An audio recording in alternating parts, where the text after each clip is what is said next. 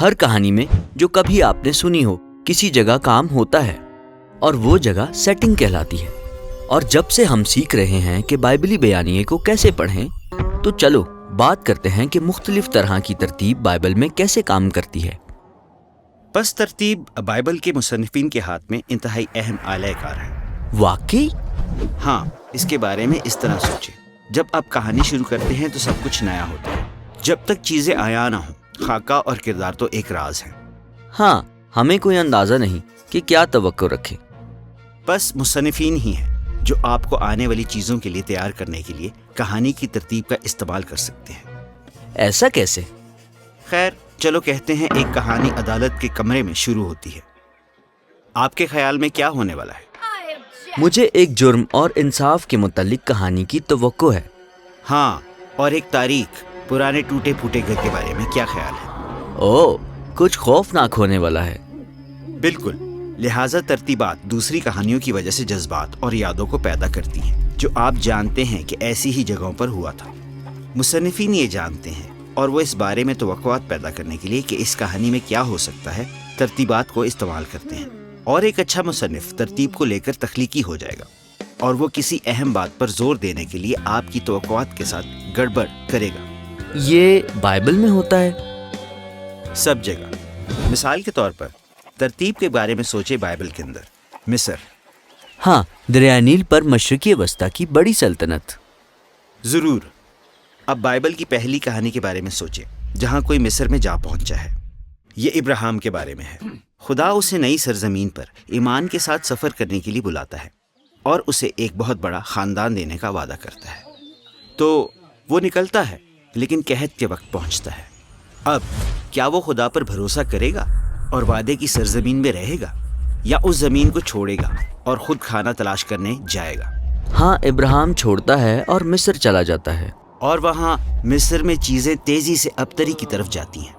ابراہیم اپنی جان بچانے کے لیے انکار کرتا ہے کہ سارا اس کی بیوی ہے، اور پھر فرعون اپنے لیے اس سے شادی کرنے کی کوشش کرتا ہے۔ ٹھیک ہے، مصر کا پہلا تاثر دیکھنے کے لیے بہترین جگہ نہیں ہے۔ لیکن پھر خدا انہیں بچاتا ہے۔ وہ مصر کو بلاؤں سے مارتا ہے، اور پھر فرعون نرم ہوتا ہے اور ابراہیم کو بہت ساری دولت کے ساتھ رخصت کرتا ہے۔ تو ہم اس کہانی سے ترتیب کے طور پر مصر کے بارے میں کیا سیکھتے ہیں؟ یہ وہ جگہ ہے جہاں لوگ احمقانہ فیصلوں کی وجہ سے ختم ہو جاتے ہیں، لیکن یہ ایک ایسی جگہ بھی ہے جہاں خدا آتا ہے اور اپنے لوگوں کو بچاتا ہے۔ جی ہاں، اور مصر میں اگلی مرکزی کہانی اسی نمونے پر چلتی ہے۔ ابراہیم کے پڑپوتے کچھ احمقانہ انتخابات کرتے ہیں، اور وہ انتخابات ایک اور قحط کی وجہ سے مصر کی طرف ان کی رہنمائی کرتے ہیں۔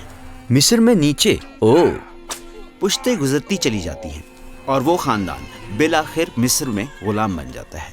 اور آپ کے خیال میں کیا ہونے والا ہے؟ خدا کچھ بلائیں بھیجے گا اور اپنے لوگوں کو بچائے گا۔ یہ ایسے ہی ہے کہ جیسے آپ نے اسے آتے دیکھا ہے۔ بنی اسرائیل کے وعدے کی سرزمین پر جانے کے بعد خدا ان سے کہتا ہے کہ کسی بھی وجہ سے کبھی واپس مصر نہ جائیں۔ یہ مصیبت اور ظلم کی جگہ ہے۔ تو جب مستقبل کے بائبلی کردار مصر جائیں گے، مجھے برا لگے گا۔ ٹھیک سلیمان کی طرح اس کی دولت اور طاقت کے عروج پر اس نے مصر کے بادشاہ کی بیٹی سے شادی کی، اور پھر اس نے بنی اسرائیل کو وہاں بھیجنا شروع کیا کہ مصری گھوڑے درآمد کریں، اور پھر ایک نسل کے بعد وہ تعلق خراب ہو جاتا ہے۔ مصر دوبارہ اسرائیل پر ظلم کرتا ہے۔ تو بائبلی ترتیبات اپنے ساتھ تمام پچھلی کہانیوں کی یادیں رکھتی ہیں جو توقع پیدا کرتی ہیں۔ ہاں، یہ کہانیوں کو معنی سے بھر دینے کا شاندار ادبی آلہ ہے۔ اب بائبلی مصنفین شاندار ہیں۔ وہ آپ کی توقعات کو بڑھا سکتے ہیں، لیکن تخلیقی انداز میں ان کے ساتھ گڑبڑ بھی کر سکتے ہیں۔ کس طرح؟ مصر ایک بہترین مثال ہے۔ متی کی انجیل میں جب یسوع مسیح پیدا ہوا تو اس کا خاندان مصر کو بھاگ جاتا ہے۔ یہ تو پھر مسئلہ ہے۔ آپ ایسا سوچیں گے، لیکن توجہ دیں، مصر بری جگہ ہونے کے بجائے اب محافظت کی جگہ ہے، کیونکہ وہ کس سے بھاگ رہے ہیں؟ ہیرودیس بادشاہ، جو فرعون کی طرح برتاؤ کر رہا ہے، لیکن وہ یروشلم پر حکومت کرتا ہے، مصر پر نہیں۔ متی میرے ساتھ گڑبڑ کر رہا ہے، یہ دکھانے کے لیے کہ کیسے یروشلم مصر بن گیا۔ بالکل، آپ بائبل کی مختلف ترتیبات میں اس طرح کے نمونے تلاش کر سکتے ہیں۔ بابل، موآب، بیابان، بیت لحم، فہرست جاری ہے، جو کہ ایک بڑی فہرست ہے۔ اور یہ اور بڑی ہو جاتی ہے۔ کیونکہ بعض اوقات ترتیب صرف نقشے پر کوئی جگہ نہیں ہوتی، یہ ایک قسم کی صورتحال ہے، لیکن یہ اسی طرح کام کرتی ہیں جیسے ترتیبات کرتی ہیں۔ مثال کے طور پر جب لوگ مشرق کی طرف جاتے ہیں، مصیبت کی توقع کریں۔ آدم اور حوا کو مشرق کی طرف نکال دیا گیا اور قائن مشرق کی طرف آوارہ رہا۔